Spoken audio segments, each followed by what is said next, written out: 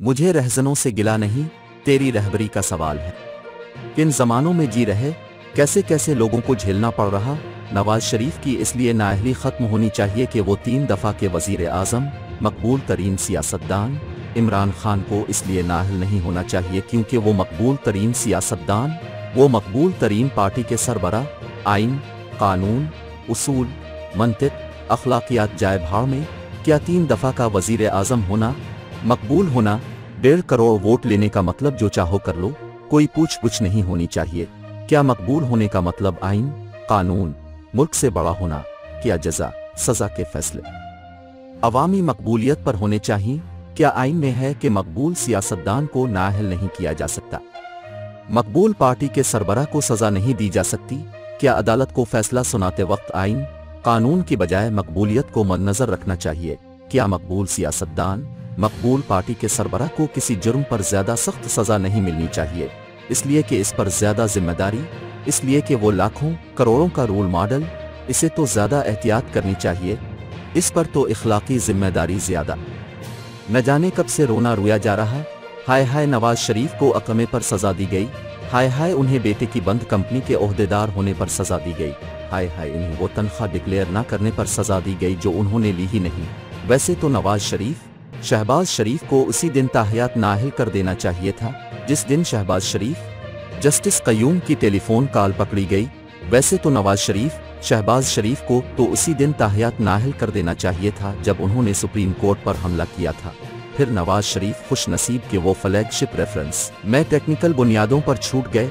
नवाज शरीफ खुश नसीब के हुदैबिया जैसा ओपन एंड शट केस खत्म कर दिया गया। नवाज शरीफ खुश नसीब के वो मुजरिम होकर जेल में होने की बजाय कभी 8 हफ्तों के लिए घर और कभी 3 बरस से लंदन।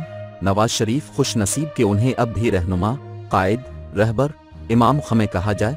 बाकी अकामा की रट लगाने वालों को क्या इल्म नहीं कि नवाज शरीफ ने 3 झूठी तकरीरें की।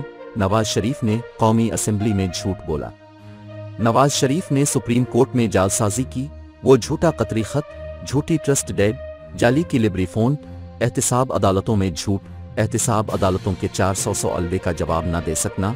क्या नवाज शरीफ सिर्फ इवन फील्ड फ्लैट्स की मनी ट्रेल दे पाए? क्या नवाज शरीफ किसी अदालत, किसी फोरम पर बुतिस्के के पैसे कमाए कैसे, लंदन भिजवाए कैसे, लंदन फ्लैट्स खरीदे कैसे?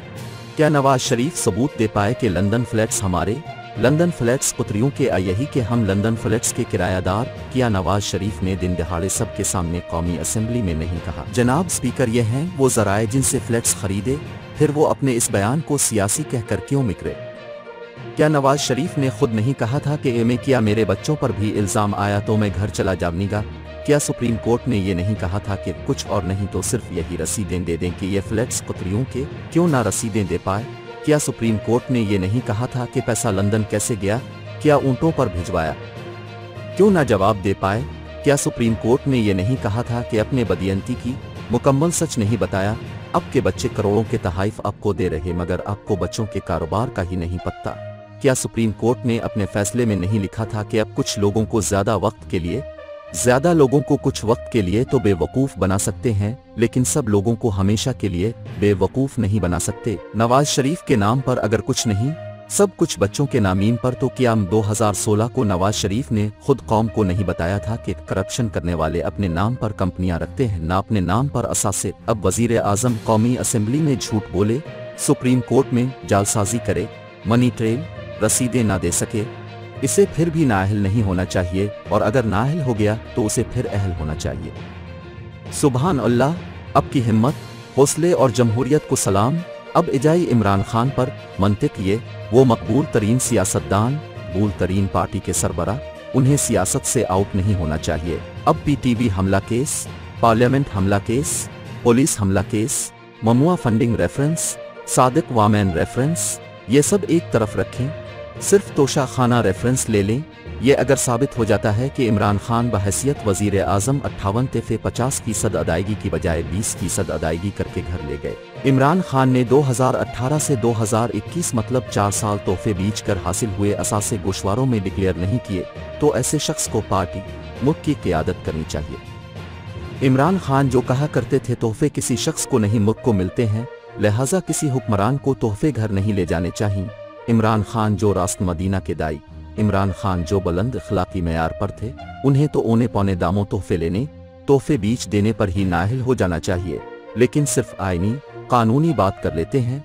तोहफे खरीदते वक्त कानून तोड़ना, तोहफे डिक्लेयर न करके आईनी खिलाफ वर्जी करना, अगर ये साबित हो जाए तो क्या उसके बाद भी उन्हें मकबूल सियासतदान समझकर छोड़ देना चाहिए।